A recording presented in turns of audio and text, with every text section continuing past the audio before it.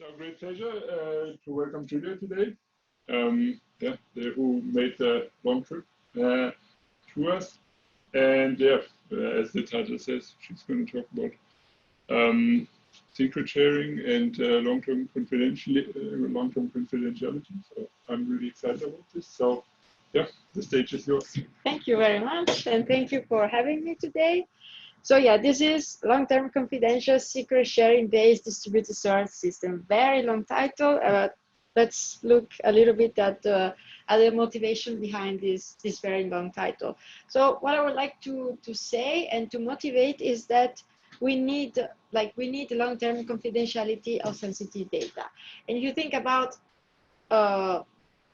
general sensitive data, you might think of health records. And of course, whenever a health record is issued, then you might wonder, why do we need long-term confidentiality? Well, because the disclosure of certain health records might threat and put at risk the reputation of the patient, but also it could be of the children of the patient. Therefore, like, the protection time is set to about 100 years, and we consider this long-term. So what happens is that hospitals nowadays and clinics often rely on the cloud to store health records. This is because, of course, all the good properties that the cloud has, like basically a lot of storage resources, and also in a cheap way. However, whenever you are outsourcing data, especially confidential data, you are kind of losing control, and sometimes things might not go as hoped. So for example, like in this article here, you can see that there was this clinic in North Carolina, and the clinic was the person dealing and responsible for archiving all the data was just picking a bucket on S3 on the AWS.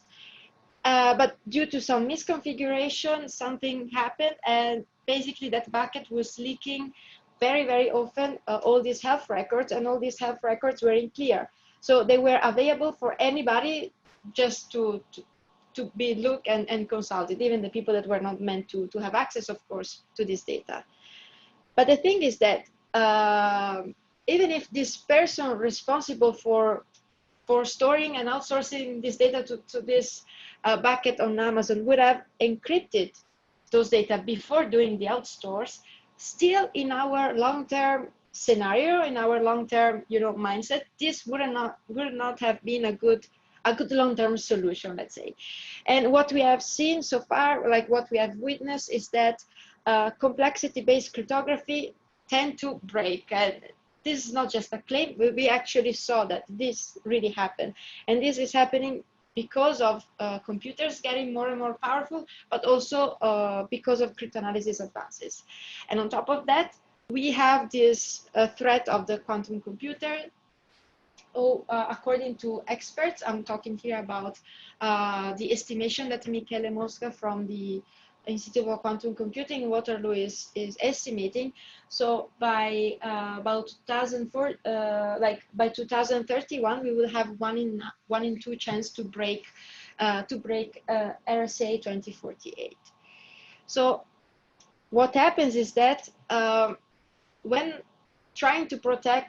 protecting the confidentiality of data that needs to be existing in the long term, we should not rely on complexity-based cryptography, and instead we should look into what is called information theoretic primitives. So those are the primitives that remain secure against no matter what is the computational power of the attacker. And the promising candidate in terms of confidentiality of stored data is what is called proactive secret sharing. And this is basically on a high level how it works. So if you remember in the example of this clinic, you had the data that was outsourced to a bucket, and that was it. But instead here, the data owner, or like this person from North Carolina, like the clinic, like here, there's a little bit more work involved, of course. Call it, I don't know, cosmic justice. If you want better security, you need a little bit more effort to do that. Basically, what happens is that instead of picking one data center, basically you are selecting several data centers, or let's call it in this framework, several storage server that may belong to different commercial cloud providers. And then what happens is that you are never actually storing or outsourcing the health record, and instead you're using what is called Shamir secret sharing to create shares of this data, so that each of the share is not leaking any information about the health record it is supposed to represent. And then each of these shares are sent to each of these storage servers through information theoretically secure channels. And this is the framework. And the way these shares are generated are such that there is a threshold, meaning there is a necessary, a minimum amount of shares that you need to gather together so that they can be processed into an interpolation operation, and then the data, the health record, the original health record, can be retrieved. And the information theoretic confidentiality here tells you that if, for example, an attacker is able to corrupt 2 of these servers, storage servers, because the reconstruction threshold was set to 3, then with 2 of these shares, he has no information is leaked. So not only is not able to reconstruct, but also is not able to gain any information. But of course, this is not sufficient in the long-term scenario, because, I mean, over time, the attacker might be able to corrupt enough of these locations so that he can perform the necessary computation to retrieve the document by itself. And so what happens is that a so-called renew algorithm is run, which is an algorithm where all these locations, all these storage servers need to periodically, this is the clock, so periodically they need to distributedly compute certain randomnesses, and so that these randomnesses are sort of synchronized among them. That's why they all need to be online and do that in a distributed and coordinated fashion. This randomness is added to the old shares that were blue. Here they are purple, you can see. And these shares are basically still reconstructing to original data, but each of the new share is not leaking any information of the old share that was located in that location. So this means that if you are performing this renew algorithm enough time, then by the time that the attacker is getting to the 3rd location, like, he will get a share that is completely unlinked to the old ones, and so it basically need for every time window, it will need to start again from scratch. This is the idea of this solution. But like, this is a solution that theoretically works, but of course, whenever you want to implement that in reality, there's always some shortcomings or challenges that you need to face. Here, like, this scenario had many other challenges that this one that I'm discussing today.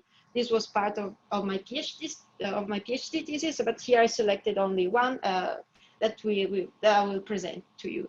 So basically, going back to the scenario where we have these health records, for example, where you may think that in a hospital, there's not just one person that is entitled to access this data, but actually there might be, I don't know, the doctor who issued this, and maybe the doctor might grant some permission to some nurse or nurses, and so basically you have a hierarchy in a hospital, and what happens is that many people in this hierarchy might need to access the data. And so the access rules that are in place at the hospital should be matched also, like, in the digital counterpart, of course. And then the other thing is that, well, it's not that this hierarchy is stable, right? Because people might join or leave, etc. So this should allow for the same flexibility that is happening inside the hospital or in the marketplace, basically. And currently, this is not supported by the solution that I just presented. And surprise, this is what we're going to talk about today, right? How to do that. To put things a little bit more clearly from let's say, the technical point of view. So what happens is that we would like to have a secret sharing scheme, like this type of, distributing shares of document, we would like to have it a little bit dynamic. Meaning, if we start with an example, like a very basic example with 4 locations, like 4 storage servers and an access rule of 2. So any of these 2 locations, like any of the shares, any set of 2 of these shares are sufficient to reconstruct the document. So what happens is that maybe we would like to add 1 more location, and also we would like to be able to change the access rule. Why not? Over time, maybe you would like to increase a little bit or decrease the threshold, having a little bit more robustness or less. It depends on how, also, like in 100 years you might foresee that something, you have to allow for a flexibility, right? Because here we're talking about 100 years, not just 6 months, where not much might change. And so, to put this a little bit more formally, what we have is that a dynamic secret sharing scheme. You can see that you have shareholders, and those shareholders are basically the location here in the picture. And what you have is that you have a certain access rule. It is denoted by gamma, and the access rule is like at least 2 or at least 3, like this thing that I just discussed. And so what happens is that a dynamic secret sharing, or the secret sharing scheme that you would like to have in place in such a distributed infrastructure should support a so-called algorithm. Can you see? Yes. Should support a so-called algorithm add, and the algorithm add, there is the one where you add 1 more location. Basically, what happens is that the access rules to access the data should be also the same that allow the scheme to add 1 more location, so to generate 1 more share for the newcomer of this set of storage servers. And also the same access rule should also allow you to change and reset the access rule itself, like in this example that we had before, passing, for example, from an access rule of 2 to an access rule of 3. And while this is supported with a basically very basic secret sharing scheme where each share is equivalent in their reconstruction power, what happens is that this is not supported when there's a hierarchy in place. So it is not possible with respect to this state of the art to have dynamicity and hierarchy. And so basically to have to be able to generate a share that are really matching the access power of people in a hierarchy, for example. And this is what we're gonna tackle today. And just maybe a question before we go. So the access rules basically defines I go back to the subsets of the shareholders can reconstruct. So that means that it's not really a threshold of 3. It could be like maybe S1 and S2 can reconstruct, but maybe S3 needs like two other, so we need 3 shareholders. Yeah, like this is basically what it, because when you are generating shares that are all equivalent, let's say, so this is matching a scenario where, for example, there's all peers, right? Then the threshold is really a threshold. Yeah. And so if I tell you, okay, you generated 10 of these shares and you need 3, then any subset of 3 will do the job. But in the hierarchy, as you were already saying correctly, like this threshold 3 is basically like information conveyed by the shares more precisely, which in the plain scheme, this really corresponds also to the number of shares. But in the hierarchy, there's different ways in which you can achieve this amount of reconstruction power. Different subsets of the share. Exactly. Basically, that's what they call them. Exactly, and this is what the next slide is basically explaining a little bit better. So here we are, in particular, dealing with a Birkhoff interpolation, based hierarchical secret sharing schemes, because those were the one that were individuated as promising because of some properties that were desirable that I will not get into, but basically, what does it mean to have a hierarchical secret sharing scheme? So, like in a normal scheme, you have this set of shareholders, call it shareholders or storage servers or location, whatever. But also you have hierarchical levels, and here is where the complexity is getting a little bit introduced. And for each level, you have a number of shareholders that belong to this level. And of course, one shareholder, like one server, should not belong to two, but just to only one. And each of these levels are connected to a threshold. So basically, at the end, you have more threshold, one for each level. And there's two ways basically in which you can carry out a hierarchical access structure, let's say, or a hierarchical organization of the players here. One is called the conjunctive way, and basically, I give you an example for explanation. Let's say you have three levels. So you have basically all the shares. Here I put the shares, but you can see that as shareholders, for example. And what happens is that you should regard those thresholds that are associated with the levels a little bit like an onion. So basically, you have that at the end, the threshold of the whole scheme correspond to the threshold T3, like the threshold aligned or matched with the lowest hierarchical level. But when you're talking about, okay, here in this scheme I need 4 shares, at the end what you're saying is that you need in total 4 shares, but then you have to look up, and what happens is that it is mandatorily, according to this access structure in the example, that at least 3 of the 4 shares come from shareholders of power level L2 or L1, and from those 3, at least 2 comes from the highest level. And this is where basically what you were mentioning before. And then there is the other way to implement a hierarchical access structure, where basically this is called disjunctive, and this is disjunctive for a reason. And basically each level is sort of independent. So what happens is that if at the first level I say threshold 2, okay, 2 of the people from the above level can reconstruct independently from all the others this document, and the same holds true for all the other things. So basically, going back, our objective here, our goal was to be able, for a hierarchical access structure, to produce to be able to carry out this add algorithm and reset algorithm that I was mentioning before, right? And so the idea here is to compute that in a distributed fashion, because this is also what happens when you are doing the reconstruction. In the end, you are using input from all these shareholders, and so you want to mimic that. And so what happens is that, to have like a more clear goal in mind, what we would like to have is to design an add and reset algorithm, so that we have a dynamic hierarchical access structure where you have all inputs from all the locations that are satisfying the rules of this access structure.